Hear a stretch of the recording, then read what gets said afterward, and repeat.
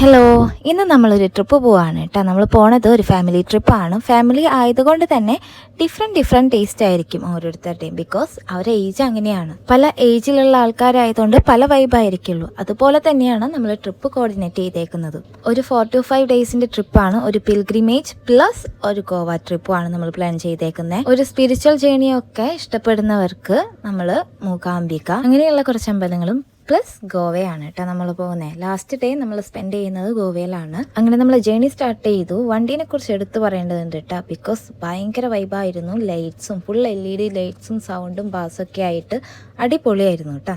അങ്ങനെ നമ്മൾ പോയിട്ട് ഡിന്നർ കഴിക്കാൻ വേണ്ടിയിട്ട് ഒരു സ്ഥലത്ത് നിർത്തിയിട്ടുണ്ടായി.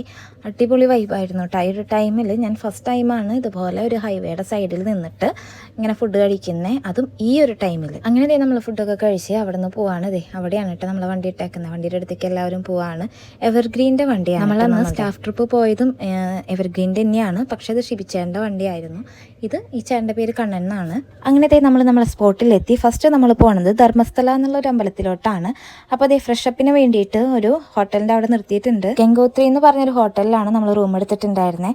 നല്ല നീറ്റാണ് കേട്ടോ ഇവിടെ കാണാനായിട്ട്. നമ്മൾ റൂമും പ്ലസ് അവിടുത്തെ ചുറ്റുവട്ടം ഒക്കെ നല്ല നീറ്റാണ്. നല്ല ഹൈജീനോടുകൂടി ഇവർ ഇതൊക്കെ കൊണ്ടെടുക്കുന്നുണ്ട് കേട്ടോ. അങ്ങനെ നമ്മൾ ഫ്രഷായി നമ്മൾ ഇവിടുന്ന് പോകാൻ നിൽക്കുകയാണ്. നമ്മൾ അമ്പലത്തിൽ പോയിട്ട് തിരിച്ചിങ്ങോട്ട് വന്നിട്ട് ബ്രേക്ക്ഫാസ്റ്റ് കഴിച്ചതിന് ശേഷമാണ് നമ്മൾ നെക്സ്റ്റ് സ്പോട്ടിലോട്ട് പോകുന്നത്. അങ്ങനെ നമ്മൾ ഫ്രഷായി പുറത്തോട്ട് ഇറങ്ങിയപ്പോൾ നല്ല മഴയുണ്ടായി. അങ്ങനത്തെ കുടമൊക്കെ കൊണ്ടുവന്നിട്ടുണ്ടായി. അതൊക്കെ ഉള്ള കാരണം നമ്മൾ അതൊക്കെ ചൂടി പുറത്ത് നിൽക്കുകയാണ്.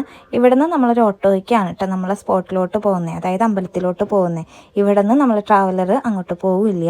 അങ്ങനെ നമ്മൾ പിന്നെ ഓട്ടോ ലാൻഡ് ലക്ഷ്യമാക്കി പോയിക്കൊണ്ടിരിക്കുകയാണ് കേട്ടോ. പക്ഷേ ഇവിടെ ഇങ്ങനെ പ്രത്യേകിച്ച് ലാൻഡൊന്നും ഇല്ല. പക്ഷേ ത്രൂ ഔട്ട് ഇങ്ങനെ ഓട്ടോകൾ ഇങ്ങനെ പാസ് ചെയ്തുകൊണ്ടിരിക്കുന്നുണ്ടായി. അങ്ങനെ ഒരു ഓട്ടോയിൽ കയറി നമ്മളിവിടെ വന്ന് ഇറങ്ങി. ഇവിടെ ചെരുപ്പൊക്കെ കൊടുത്തു. ഓട്ടോയിൽ കയറിയൊന്നും വീഡിയോ എടുക്കാൻ പറ്റില്ല കേട്ടോ. കാരണം ഇത്രയും പേര് കയറിയത് ഒരു ഓട്ടോയിലാണ്. എന്തോ 2 രൂപയേ ഉള്ളൂ ഇവിടെ ചെരുപ്പ് കൊടുക്കാനായിട്ട്. ഇവിടെ എനിക്ക് ഏറ്റവും സ്പെഷ്യലായിട്ട് തോന്നിയതും എനിക്ക് ഏറ്റവും ഇഷ്ടപ്പെട്ടതും ഇവിടുത്തെ ഹൈജീൻ തന്നെയാണ് കേട്ടോ.